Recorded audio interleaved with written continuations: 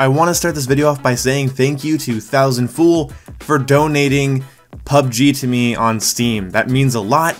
I will be streaming it soon, so if everybody can say thank you to Thousand Fool in the comment section, that would be great. And this is a personal thank you from me. Thank you, Thousand Fool. Really appreciate it. Games aren't exactly cheap, and I don't exactly have unlimited money. This means a lot. So, another thing I have to get out of the way here is I'm not running the highest end PC available. I'm running a GTX 960 with 4GB GDDR5. I have a quad-core Intel i7 processor at 3.6 GHz, 12GB of DDR3 RAM, and I have the game running off of a solid-state drive. It's kind of funny, I'm well within the ability to play games like Destiny 2, Call of Duty World War II, Battlefield 1, and 1080p 60 FPS, but I have a bit of trouble running PUBG, and I think it's because of the optimization of the game itself. But if I run it at these kind of potato settings, I get to play it at a full 60 frames per second with very few drops, and it runs pretty well. I wish I could get it to look a little bit better, but I'll take my victories where I can get them. So first, let me share my personal opinion about PUBG and what I think about it. PUBG is one of those games I would categorize alongside Counter-Strike Go and Rainbow Six Siege. They are games that aren't exactly the most variety-filled, and they kind of repeat the same engagements over and over again, but they are hard to learn, difficult to master, and very satisfying to do well in, even if the core gameplay is kind of repetitive. Now, I haven't played with everything PUBG has to offer. Again, this is my first ever match playing, and I played 2 matches after that I might splice some gameplay with. I have 2 kills out of 3 matches, so it's not too bad. It's not too bad. I think PewDiePie did worse in his first 5 games, so I'm better than PewDiePie. But much like Counter-Strike Go and Rainbow Six Siege, I appreciate the games, I appreciate how satisfying they are, and I appreciate the skill gap, I appreciate how unforgiving they are. But do I find fun value in it? Do I find it to be a game that I could just sit and grind day in and day out? That's kind of a no. Now, the one thing I haven't done, and I'm guessing it's already been mentioned in the comment section, but I have not played this game with friends yet. I know a couple of YouTubers that also have the game, and a couple of people that also have the game, and I'm sure I'm going to be able to play it with them soon. But just like as a game that I would like boot up and sit down and just play solo for a long time, I don't think I would. I find myself not putting hours and hours into a single game anymore anyway, and so when the game's a little bit more competitive, a little bit more repetitive, I feel like it's not something I'll sit and play.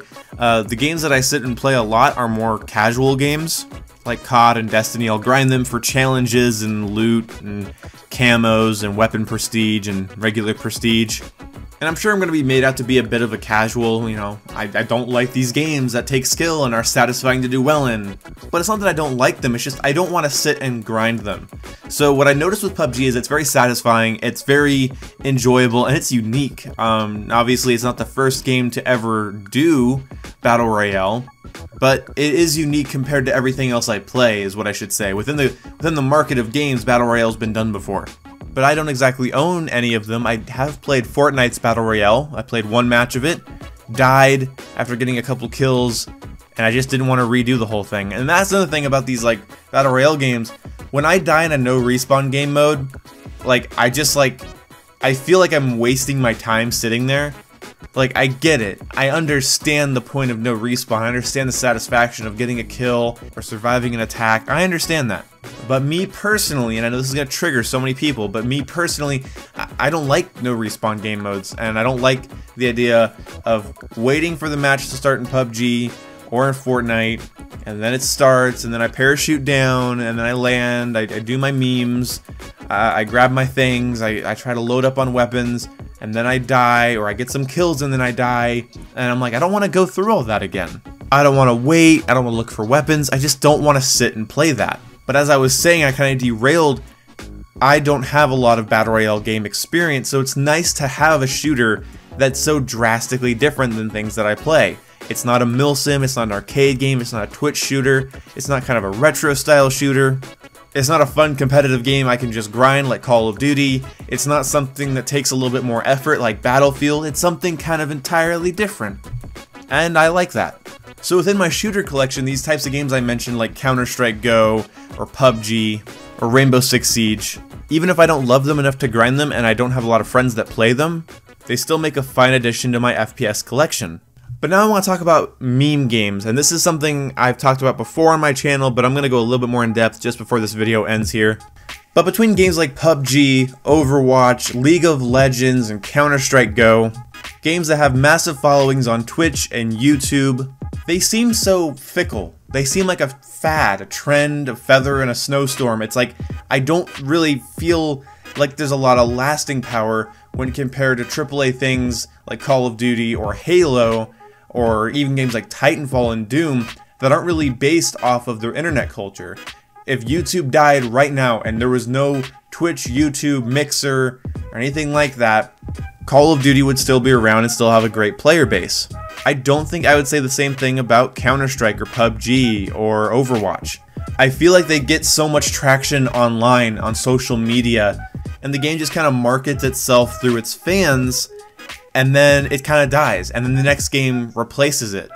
Just think of it like when all the YouTubers were playing Surgeon Simulator, then it was I Am Bread, when everyone was playing Amnesia. It's a trend, it's a fad. That's why in my Battlefield 1 video, I think I pissed some people off, I said Battlefield 1 was a meme. It had all this internet traction, all this social media traction, but now a year later, it's losing players and DICE is desperately working on a patch that's going to change up the way the game is played so that people come back and play it. Now, one of the things that I know definitely helped with Overwatch and will probably help with PUBG is when PUBG comes to console, and obviously we all know Overwatch is already on console, because most of gaming is still done on the console. So when people watch Counter-Strike gameplay but all they own is an Xbox, they're kind of fucked. And when they like watching League of Legends gameplay but they don't even have a laptop that can run that, they're kind of fucked. I think these kind of games get more traction when they're on console and like everybody can enjoy them. I think Lawbreakers would have done a lot better if Xbox users also had their hands on it. It might do really well. It definitely helped Warframe to come to consoles. So instead of it just being this entity that's out there that you watch and you consume without ever actually being able to play, it's something everybody can get in on. Also, in case anybody asks in the comment section, what do I think about PUBG maybe using keyboard and mouse on console, on the console version? Don't do that. I just fucking don't do that at all. That's bullshit. Keyboard and mouse is miles better than controller. I like playing on console because everybody has a controller. Even if they have a scuffed controller or an elite controller, they don't have the precision of a mouse and keyboard, and I don't want to deal with that extra variable on console. But either way, guys, I hope you guys enjoyed. Thank you again, Thousand Fool, for PUBG. I'm going to enjoy playing it a little bit more. I'm going to play it with some friends. Maybe they can help me get into it. I'll probably also pick it up on Xbox One when the Xbox One X comes out and the Xbox One X version of PUBG comes out, because I have a feeling that game's going to run at 60 FPS 1080p, and it'll probably kick my computer's ass, and that will hold me over until I can upgrade my PC this spring. Anyway, I hope you guys enjoyed this video. Leave a like. Don't subscribe for this kind of content. This is just me updating you about my thoughts on a game I'm playing. This is not entertaining at all.